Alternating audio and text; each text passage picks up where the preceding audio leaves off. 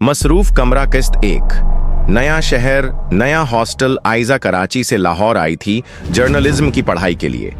उसे अपने पेरेंट्स से दूर रहना थोड़ा मुश्किल लग रहा था, लेकिन वो खुद को आज़ाद और मजबूत बनाना चाहती थी। यूनिवर्सिटी के हॉस्टल में जगह मिलना आसान नहीं था, लेकिन किस्मत ने साथ दे दिया। बस एक आखिरी कमरा बचा था, रूम नंबर 107। वार्डन ने थोड़ा हिचकिचाते हुए कहा, यह कमरा काफी टाइम से खाली पड़ा है, कोई इसमें रहना पसंद नहीं करता, चाहो तो किसी के साथ शेयर कर लो। आइजा मुस्कुरा के बोली, नहीं, मैं अकेले ही रहना चाहती हूँ, मुझे ठीक लगेगा। वार्डन ने कुछ नहीं कहा, बस चाबी थमा दी। दरवाजे पर एक पुराना स्टिकर चिपका था, प्लीज डिस्टर्ब। आइजा ने हंसकर उसे हटाने की कोशिश की, लेकिन वो जला हुआ सा था, ऐसे जैसे किसी ने जानबूझकर चिपकाया हो। किस्त 2। अजीब आवाजें। पहली रात सब ठीक था, थकावट इतनी थी कि आइजा को कुछ महसूस नहीं हुआ, लेकिन दूसरी रात कुछ अलग था। करीब रात के 3 बजे एक हल्की सी आवाज ने उसकी नींद तोड़ दी, जैसे कोई नाखूनों से धीरे धीरे दरवाजा खुरच रहा हो। आइजा को लगा कोई मजाक कर रहा है। दरवाजा खोला, बाहर कोई नहीं था। कॉरिडोर अंधेरे में डूबा हुआ था।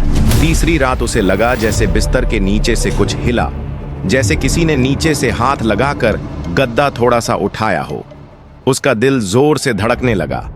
उसने मोबाइल की फ्लैशलाइट ऑन की और नीचे देखा, कुछ नहीं था। वो पूरी रात लाइट जलाकर ही सोई। किस्त 3। पुरानी डायरी। 2 हफ्ते बाद जब आइजा बिस्तर शिफ्ट कर रही थी, तो पलंग के अंदर से उसे एक पुरानी डायरी मिली, धूल से ढकी हुई। ऊपर नाम लिखा था, रानिया हुसैन, रूम 107। पहले पन्ने पर लिखा था, मैं यहाँ अकेली हूँ, लेकिन कोई मुझे अकेला नहीं छोड़ता। आइजा वो डायरी लेकर वार्डन के पास गई। वार्डन ने डायरी देखी और एक ठंडी सांस भरी। तुम्हें नहीं बताया गया था, यहाँ पहले एक लड़की रहती थी, रानिया। वो थोड़ी अजीब थी, कहते हैं उसने खुद को इस कमरे में बंद कर लिया था। एक दिन उसका शरीर वॉशरूम में मिला, दरवाजा अंदर से लॉक था। आइजा ने पूछा, क्या उसने सुसाइड किया था? वार्डन ने उसकी आंखों में देखा और कहा, या फिर किसी ने उसे बुलाया था। किस्त 4। 3 बजे का मेहमान। उस रात के बाद रोज कुछ न कुछ होने लगा। एक रात उसे लगा कि अलमारी खुली है, जबकि उसने खुद बंद की थी। कभी कभी ड्रेसिंग टेबल के शीशे में अपनी परछाई के साथ किसी और की झलक दिखती। एक लड़की, लंबे बाल, गहरी नजरें, जो सिर्फ रात के 3 बजे दिखाई देती। और वो अक्स सिर्फ तब दिखता जब आइजा उस दिन रानिया की डायरी पढ़ती थी। एक दिन उसने डायरी का आखिरी पन्ना खोला, जिस दिन मैं गई कमरा मसरूफ था, अब मैं हूं, अब कोई और यहां नहीं रह सकता।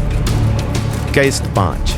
साथ रहने वाला। एक दिन आइजा इतनी डर गई कि उसने रूम चेंज करने की रिक्वेस्ट दे दी। वार्डन ने मना कर दिया, कहा, सारी लिस्ट फुल है, अभी कोई और जगह नहीं है। उस रात आइजा हॉस्टल के कॉमन रूम में सो गई। सुबह उठी तो देखा हाथों पर छोटी छोटी खरोंचें थीं, जैसे किसी ने उसकी कलाई पकड़कर खींचने की कोशिश की हो।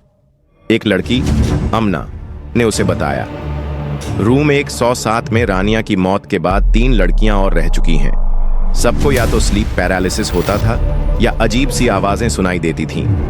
एक ने तो साफ कहा था, रानिया वापस आई थी। आइजा का चेहरा सफेद पड़ गया। फिर उनका क्या हुआ?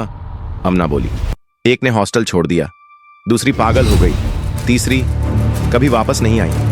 किस्त 6। आखिरी रात आइजा ने तय कर लिया कि अगली सुबह हॉस्टल छोड़ देगी। वो रात उसकी हॉस्टल में आखिरी रात थी। नींद में थी जब अचानक लाइट चली गई, पंखा बंद, अंधेरा। रात 3 बजे उसे लगा जैसे कोई उसके कान के पास आकर फुसफुसा रहा हो, तुम चली गई तो मैं किसके साथ रहूंगा? आइजा ने आंखें खोली। उसे लगा जैसे कोई उसके पास बिस्तर पर बैठा हो। वो हिल नहीं पा रही थी, चिल्लाना चाहती थी, पर आवाज ही नहीं निकली। आईने में उसे रानिया का अक्स दिखाई दिया, लेकिन चेहरा अब रानिया का नहीं, आइजा का था, जैसे रानिया की आत्मा अब उसी में आ चुकी थी। उस पल उसे डायरी की पहली लाइन याद आई, मैं यहां अकेली हूं, लेकिन कोई मुझे अकेला नहीं छोड़ता। किस्त 7। खाली कमरा। सुबह हॉस्टल में हड़कंप मच गया।